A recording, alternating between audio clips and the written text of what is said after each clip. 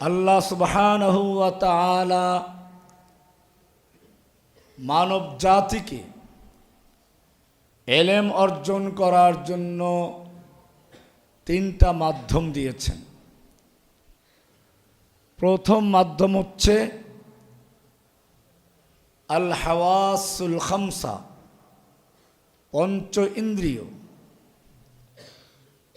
পাঁচটা বাহ্যিক ইন্দ্রিয়, যার মাধ্যমে আমরা প্রাথমিক জ্ঞানটা অর্জন করি। চোখ দিয়ে দেখি, নাক দিয়ে ঘ্রাণ নেই, কান দিয়ে শুনি, জিহ্বা দিয়ে মজা নেই, ত্বকের স্পর্শে অনুভব করি। এই পাঁচটা মিলে হচ্ছে একটা।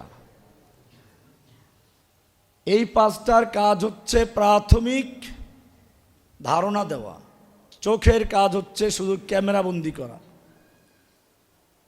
চোখের কাজ যেখান থেকে শেষ হয়, এখান থেকে দ্বিতীয়টার কাজ শুরু হয়, তার নাম হচ্ছে আল আকল।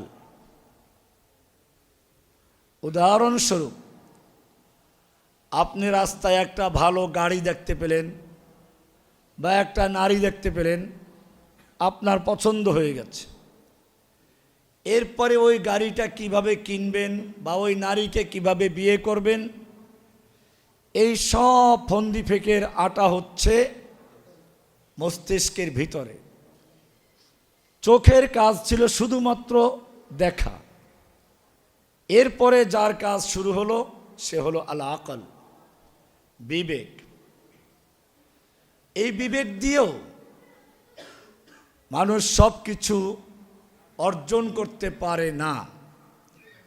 যেমন মাকে বিয়ে করে যাবে না কেন, দুই বোনকে একত্রে বিয়ে করা যাবে না কেন, খালাকে বিয়ে করা যাবে না কেন, এ জাতীয় বিষয়গুলো।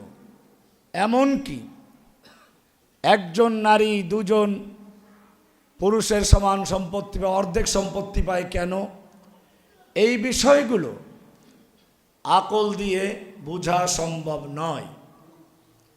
এ কারণেই চোখ দিয়ে যেমন দেখতে হলে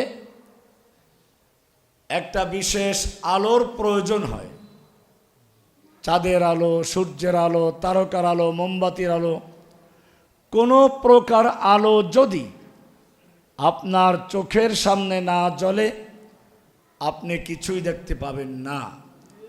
ঠিক তেমনি ভাবে জ্ঞান চোখ দিয়েও কিছু বুঝতে হলে, দেখতে হলে, জ্ঞান চোখের সামনে একটা বিশেষ আলোর প্রয়োজন। সে আলোটা হচ্ছে আল কোরআন। কদ জাআকুম মিনাল্লাহি নূরুন ওয়া কিতাবুম মুবিন। তোমাদের কাছে আল্লাহর পক্ষ থেকে নূর আগমন করেছে, নূর, আলো। এই আলো যতক্ষণ পর্যন্ত একটা মানুষের জ্ঞান চোখের সামনে না আসবে, অতক্ষণ পর্যন্ত সে যত বড় জ্ঞানী হোক, যত বড় বিজ্ঞানী হোক, সে আল্লাহকে চিনতে পারবে না, আল্লাহর দ্বীনে জ্ঞান অর্জন করতে পারবে না, আল্লাহর পরিচয় লাভ করতে পারবে না। এ কারণেই আমরা দেখি বর্তমান বিশ্বেও এমন লোক আছে, অনেক বড় বিজ্ঞানী, বিশ্ববিদ্যালয় থেকে সর্বোচ্চ ডিগ্রি নিয়ে পাশ করা, এরপরেও তারা বিশ্বাস করে তাদের আদি পুরুষ বানর। বানর থেকে তারা জন্ম হয়েছে। কেন? কারণ তাদের অনেক জ্ঞান থাকলেও যেহেতু সেই জ্ঞান চোখের সামনে কোরআনের আলো আসে নেই, সে কারণেই তারা নিজেদেরকে বানরের বাচ্চা ভাবে, মানুষের বাচ্চা নয়। এটার দলিল কোরআনে আছে।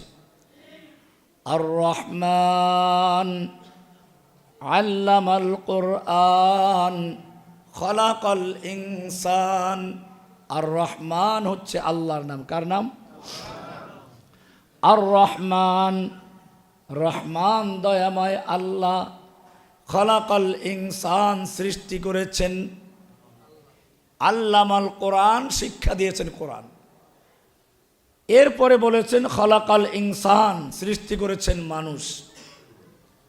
একটু উল্টো হয়ে গেল না? আমরা প্রথমে সৃষ্টি হই, তারপরে কোরআন শিখি। আল্লাহ রাব্বুল আলামিন উল্টা বললেন, আল্লামাল কোরআন আগে, খলাকাল ইনসান পরে। রাব্বুল আলামিন তুমি তো উল্টা বলে ফেললে। আমরা দুনিয়াতে মানুষ হিসেবে জন্মগ্রহণ করি আগে, কোরআন শিক্ষা করি পরে, মক্তবে যাই, মাদ্রাসায় যাই। তুমি তো উল্টা বলে দিলে, আল্লামাল কোরআন আগে, খলাকাল ইনসান পরে। আল্লাহ রাব্বুল আলামিন বলেন, না, আমি ভুল বলি নাই। আমি তোমাদের বুঝাতে চাই, যদিও তোমরা মানুষ হিসেবে জন্মগ্রহণ করেছ আগে, তারপরে কোরআনের জ্ঞান অর্জন করো। কিন্তু জেনে রাখবে, যতক্ষণ পর্যন্ত তোমার জ্ঞান চোখের সামনে কোরআনের আলো না জ্বলবে, কোরআনের শিক্ষা না আসবে, অতক্ষণ পর্যন্ত তুমি যত বড় শিক্ষিত হও, যত বড় বিজ্ঞানী হও, তুমি ইঁদুর হতে পারো, বাদর হতে পারো, বাঘ ভল্লুক হতে পারো, মানুষ হতে পারো না।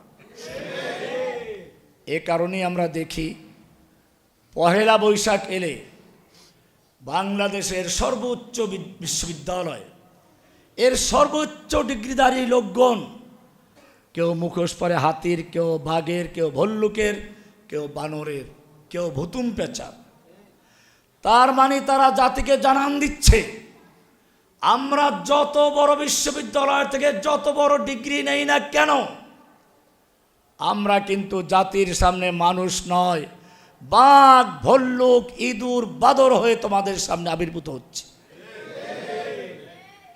قد جاءكم من الله نور وكتاب مبين। এবারে প্রশ্ন হচ্ছে, এই কিতাবে আলো কেন জ্বালাতে হবে, কেন আগমন করলো?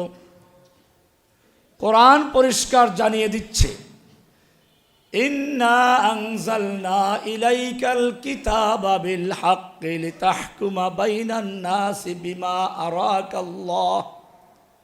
হে নবী, আপনার প্রতি আমি একটি কিতাব নাজিল করেছি, কিতাব কোরআন। কেন নাজিল করলাম? অসুস্থ হলে ধুয়ে ধুয়ে পানি খাওয়ার জন্য নাকি? গলায় তাবিজ লটকে দেওয়ার জন্য? শুধু রমজান মাসে কোরআন খতম পড়ার জন্য? তাহলে বোধহয় মানুষ মারা গেলে পরে মুর্দারের জন্য খতম পড়াবার জন্য। খতম পড়েন, নিজেরা পড়লে সমস্যা নেই,